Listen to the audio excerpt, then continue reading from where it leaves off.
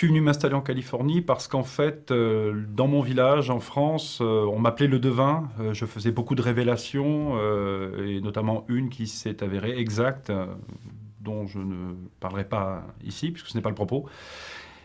Et il a fallu vraiment que je quitte le pays. Et maintenant, depuis 20 ans, je suis installé ici en Californie et je m'y sens bien. Non, non, non, non. Non, non, là, ce serait vraiment de la science-fiction. Non, non, non, non. Je suis quelqu'un qui travaille avec des images.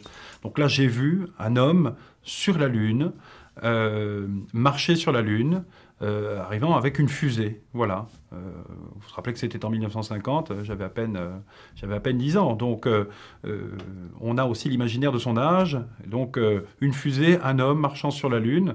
Et je disais toujours à mes parents, on va aller sur la Lune en 1969. Alors, ça les faisait rire, évidemment. Ils étaient à la fois touchés, je pense, mais ça les faisait rire. Oui, j'ai effectivement toujours des images, notamment des images très très fortes en ce qui concerne en fait l'énergie nucléaire. Voilà, puisque nous arrivons vers la fin de l'énergie du pétrole. On l'a bien vu, ce qui s'est passé là sur ces dernières années. Et donc on va vers l'énergie nucléaire. Et là, l'énergie nucléaire apportera son lot de catastrophes, notamment en URSS, où je prédis pour la fin de la décennie, avant la fin de la décennie, n'est-ce pas, une catastrophe majeure qui pourra remettre en question l'utilisation même du nucléaire. On va avoir des voitures électriques, on aura des voitures électriques, et ça très rapidement, aux alentours des années, je pense, 2000, qui est mon année fétiche, 2000-2005, les voitures à pétrole n'existeront plus. On sera sur des voitures électriques. Et je pense qu'on aura, si ce n'est pas commercialisé, en tout cas, trouvé la solution de la voiture volante, la voiture magnétique. Voilà. Ça, je le vois tout à fait, très clairement. C'est relativement flou. Mais en tout cas, ce qui est certain, c'est que dans la première décennie qui suivra l'an 2000, l'Amérique sera attaquée. Non, non, non, non, non. Il ne s'agit pas d'une attaque à l'étranger, il s'agit d'une attaque sur le sol américain. Il s'agit là vraiment d'un nouveau Pearl Harbor. C'est un bombardement. Et je vois des villes comme Los Angeles, notamment New York, se faire bombarder, et ce, dans la première décennie qui suivra l'an 2000. Voilà, ça, c'est évident. Non, non, non, mais comme je vous disais, le bloc de l'Est, dans 10 ans, n'existera quasiment plus. Donc on peut imaginer qu'à l'aube de l'an 2000, non seulement ils seront nos alliés, mais en plus de ça, on ne parlera plus, enfin, je veux dire, on ne parlera plus de bloc soviétique. Non, non, non, là c'est très très clair. Les causes de ces attaques et les causes de ces conflits seront d'abord liées à l'énergie. Ça, c'est évident. L'énergie, le pétrole, la guerre du pétrole va rentrer bientôt en action et dans pas longtemps.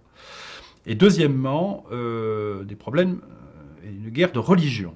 On revient sur des guerres de religion. Oui, un changement qui sera une révolution populaire,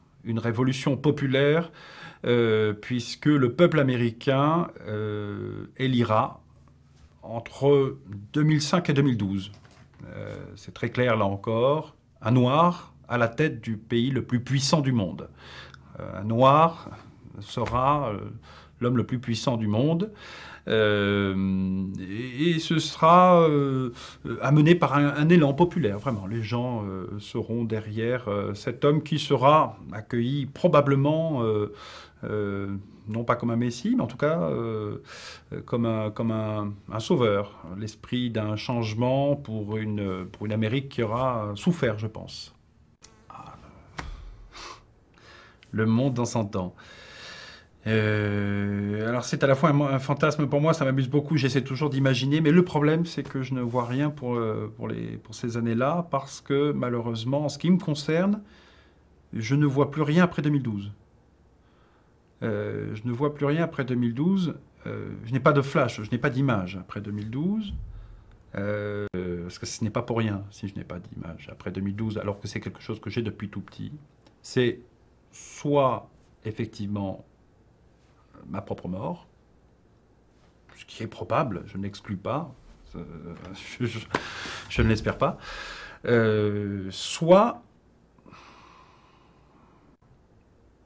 parce que le problème, c'est que je vois aussi la, la rencontre, je ne sais pas comment vous dire ça, mais je vois aussi on va probablement rencontrer d'autres personnes.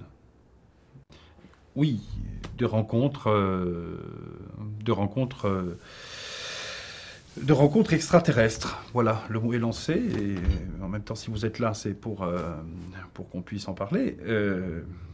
2012, pour moi, c'est l'année de la rencontre. Euh, je ne sais pas s'il faut vraiment parler de formidable. Le problème, c'est que je pense qu'ils seront tellement en avance sur nous. Vous imaginez, ils viennent du fin fond de la galaxie. Pour l'instant, nous, on était sur la Lune. Mais heureuse, non, mais c'est un conflit. Vous écoutez ce que je dis. On va avoir la visite de gens qui seront bien plus puissants que nous. Il y a des perdants et des gagnants dans un conflit. Nous serons les perdants.